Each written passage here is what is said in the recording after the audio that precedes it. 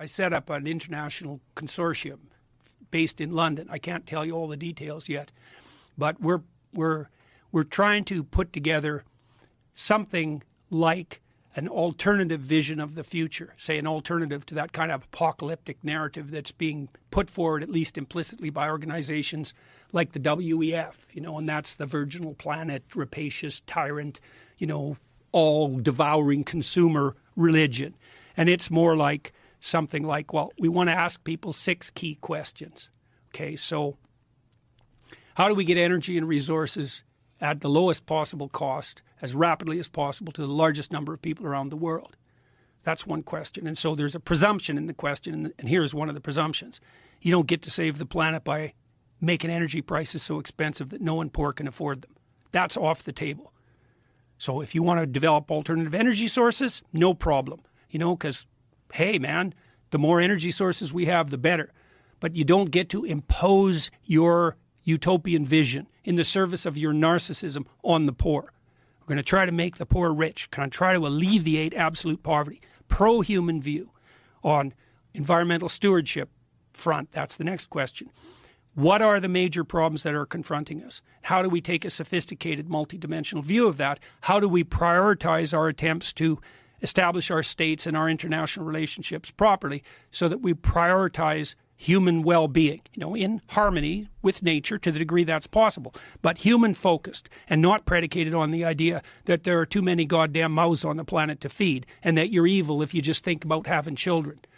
So then on the governance front, this is where it gets kind of more left-wing, I would say, is none of the people involved in this consortium so far are very thrilled with global corporate fascist government media and corporation collusion. And we're seeing this at the high end. It's like a Tower of Babel, is that the powerful players in the world are increasingly collaborating to impose a top-down vision of the future on everyone. And that's a future that's predicated on a zero-growth model. And the idea that, well, we'd need 5 planets, really, to support everyone at the current standard of living that obtains in the West. So the best pathway forward is to deny loans by the World Bank to developing countries so they can't develop, energy sources, which all that'll mean is they're going to burn wood and coal, obviously. So that's the third question is, how do we arrange systems of governance to stop the march of something like pathological gigantism? This is why I like people like Russell Brand and also you to some degree politically, because you guys are very, what would you say, sensitive to the danger of that kind of corrupt collusion, that regulatory capture that occurs when corporate entities and media entities and governmental entities are all in bed together, like the FDA and the CDC and so forth and so on without end. So that's the third question. The fourth question is, what do we put forward as a vision on the family policy front to facilitate the, what would you call it, the encouragement and the maintenance of long-term monogamous couples who are child-centered, and to make increasing the birth rate part of that policy, to put policies in place that would support long-term stable monogamous families, 2-parent families, and child-centered. Because in the West, because we're very immature, we think that the purpose of a marriage is the happiness of the people who are involved in the marriage, the husband and the wife. And that's just not the purpose of marriage at all. The purpose is long-term facilitation of their psychological and spiritual development and the establishment of an environment that's beneficial to children. That's a responsible way of thinking about it. And so we need to have a serious conversation about what that means. And, it's tricky because, I think the ideal has to be long-term committed monogamous heterosexual relationships. And I had a big conversation about this with Dave Rubin. Rubin's gay and he's married, and him and his partner now have 2 infants, and we talked through how that was. It was a very hard thing for them to arrange, obviously. Why? Well, they're both male. So that poses a severe problem on the reproductive front, right? And so they managed that, and they have 2 infants, but it's very complex, and it's obviously not a solution to the problem of relationship and reproduction that's duplicatable across large numbers of people. It just takes too many resources. Now, I do think we have to have an ideal at the center of every concept. But the ideal can't be too rigid, because people aren't perfect. in my own family, there's lots of people who are divorced. Lots of people, in lots of people's families, there are people who are gay. You know, there are lots of people in unhappy marriages. Nobody attains the ideal. So the ideal has to be surrounded by a fringe of tolerance, but that doesn't mean you sacrifice the ideal. And the ideal has to be, well, we know there's a literature on fatherlessness. You know, it's a bloody catastrophe, fatherlessness, for obvious reasons. You know, human children are complicated. You think you can, maybe if you struggle madly as a single parent, you could do a decent job, and lots of single parents do, but you're asking a lot, you know, for a woman to work 50 hours a week and then spend another 40 hours with her kids, and to do both of those optimally with no help. You know, and we know perfectly well that when women get divorced, especially if they have kids, they tend to fall down the economic hierarchy. So it's very difficult. So that's another one of the policies. Then another question. We're trying to make these into questions rather than, you know, we have the answer. The other question is, well, it's pretty clear that we have to live inside a story. And one story is power rules everything. But that's not a very good story. It's a very pathological story. It's more like a confession, too, if that's the story you insist upon. It's like, so you think power governs everything, do you? Okay, I know what you're like. So that's what you truly believe. See, I believe the spirit of voluntary play governs everything, not the spirit of power. It's like voluntary association. That's what we're doing in this conversation. You know, we're playing towards an end, and we're doing it voluntarily, and we're taking everybody along for the ride. No one's forced to do it. So that's the other thing. No compulsion here. It's got to be invitational. And so we're trying to work out what the story has to be. And on that front, I just finished a seminar in Miami, and the first 8 parts of it were released on the Daily Wire 3 months ago, Exodus seminar. We walked through the story of Exodus. Exodus means ex-hodos, means the way forward. So it's the archetypal narrative of progression from tyranny and chaos into the future. That's what the story is. And we did half of it, released it on the Daily Wire, 8 episodes, 2 hours long. And we just recorded the last 8 sessions 2 weeks ago, and that was an absolute blast. I had really stellar people participating. Man, I learned so much. It's going to take me like 2 years to digest it. But the Daily Wire is going to release it all on YouTube for free, starting in 2 months, 1 episode a week for 16 weeks, and then we're going to keep it on YouTube and the Daily Wire for free for 4 months. And so, and it lays out a vision of appropriate governance as that's an alternative to tyranny and to chaos. So in the Exodus story, so this is very germane to the notion of what might constitute a proper story. So the question that you put forward in your life is something like, what spirit should guide you as you move ahead? And you might say, well, I don't need a spirit to guide me. It's like, yeah, you don't have that option. Some spirit guides you. Might be your stomach. You might be a worshiper of the god Priapus, right? He's the god of giant erections. That's what happens if your whole identity is staked on your sexuality. It's like some spirit is going to guide you. That's life.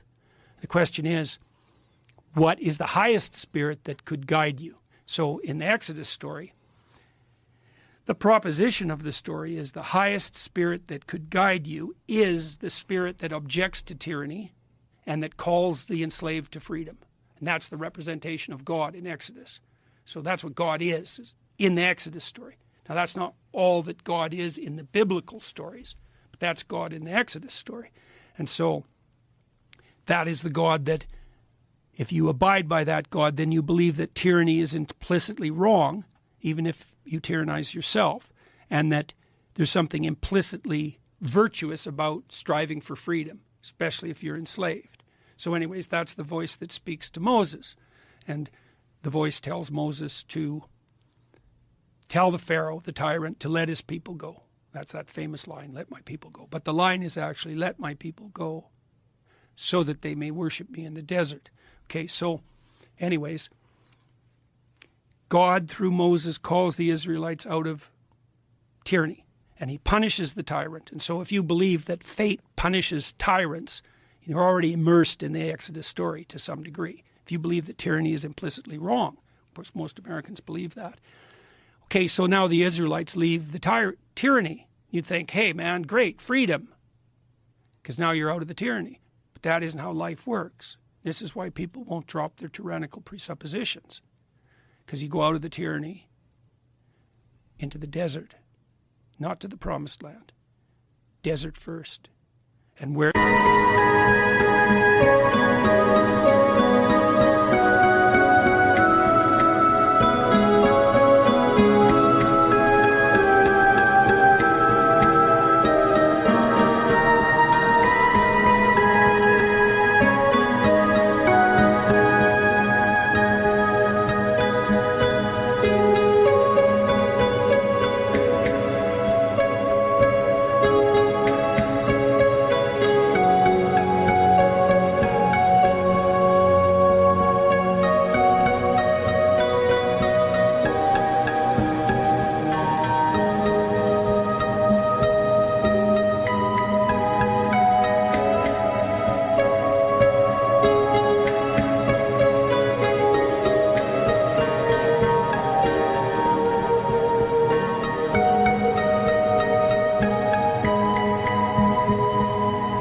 What's the desert? Everyone's lost. No one knows which way to go. Everyone fights. Everyone turns to the worship of false idols. Everyone wants the tyrant to reassert himself. That's the situation we're in the aftermath of the death of God in the West. And so that's really useful to know, because one of the things you might want to know in your life is, why do people cling to their own tyrannical presuppositions? And the answer is, well, at least they're orienting structures, pathological as they might be. If you drop them, you're not redeemed, you're just lost. And the idea that being lost is freedom, that's a preposterous idea. No one lost is free. They're just enveloped in chaos.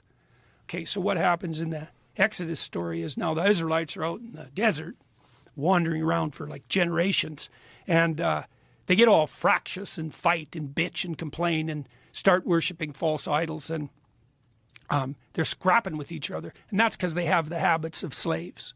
They don't know how to govern themselves. And so they ask Moses to sit as a judge. And so he does. For story's very unclear about this, but for a long time, years and years, morning, dawn till midnight, he's judging the Israelites like mad and adjudicating their squabbles. And imagine what he's doing, eh? If you had to make peace between 1,000 people who were squabbling with their wife or their friends or their enemies, you have to render judgment on that. And for judgment to work, the people who are judged have to see the judgment as just, because otherwise you have to impose it by force. Right? So if I hear you arguing with someone and I try to mediate, I have to come up with a solution that you'll both accept. That means I have to extract out of that chaos some principle of order. Imagine you do that 1,000 times or 5,000 times. So now you start to understand the nature of the principles of order. Okay, so now two things happen. Jethro, who's Moses' father-in-law, comes along. He's a Midianite, a foreigner, and he says, you got to stop doing this. You can't sit as judge on the Israelites. There are two reasons. They need the responsibility, and you shouldn't turn yourself into another Pharaoh. So if you take all the responsibility onto yourself, you become a tyrant, and the Israelites stay slaves. So he says to Jethro, this is a signal moment in the development of Western culture, by the way. He says, you take the Israelites, you divide them into groups of 10, and you have each of the 10 elect an elder, and then you take the groups of elders, and you have them elect a meta-elder, and you do that all the way up to 10,000s. And then you have the judgments that are necessary rendered at the lowest level of the hierarchy possible.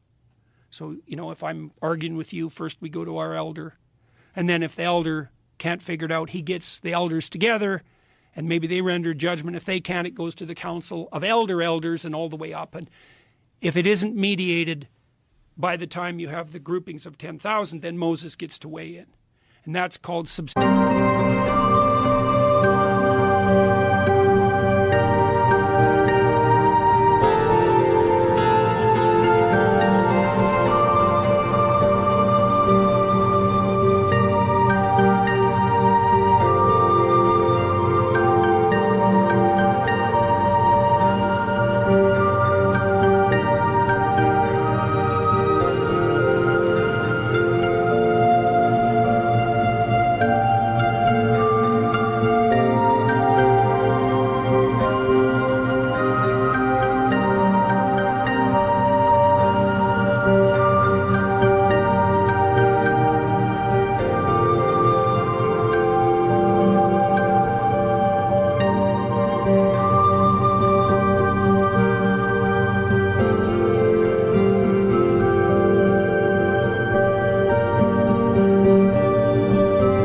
subsidiarity. And the idea is you have to produce a hierarchy of responsibility, distributed responsibility, as an antithesis to tyranny and to the desert.